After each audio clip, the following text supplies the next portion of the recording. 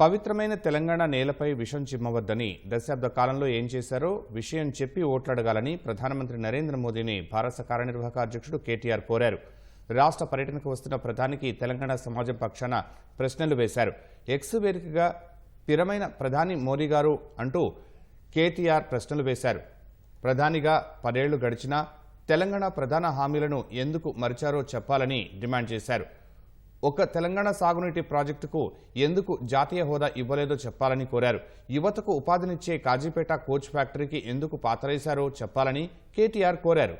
నవతరానికి కొండంత భరోసానిచ్చే హైదరాబాద్ ఐటీఐఆర్ ప్రాజెక్టును ఎందుకు ఆగం చేశారో చెప్పాలన్న కేటీఆర్ తమ పిల్లల బంగారు భవితపై ఆశలు పెట్టుకున్న లక్షలాది తల్లిదండ్రుల ఆశయంపై ఎందుకు నీళ్లు చల్లారో చెప్పాలని నిలదీశారు. భావోద్వేగాలు రెచ్చగొట్టడం కాదు, మీరిచ్చిన 2 కోట్ల ఉద్యోగాల హామీ ఏమైందని అడిగారు.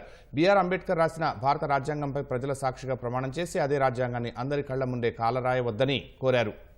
దేశ ప్రధానమంత్రిగా ప్రధాన సమస్యలను పరిష్కరించకుండా ప్రజల దృష్టి మరల్చే ప్రయత్నాలు చేయవద్దని విజ్ఞప్తి చేశారు. దేశం కోసం ఏదైనా విజన్ ఉంటే చెప్పండి, కానీ దయచేసి సమాజంలో డివిజన్ మాత్రం సృష్టించవద్దని కేటీఆర్ కోరారు. రెచ్చగొట్టే రాజకీయాలకు ఇక్కడ ఓట్లు పడవన్న ఆయన తెలంగాణ గడ్డ ప్రజా చైతన్యానికి అడ్డా అని పేర్కొన్నారు.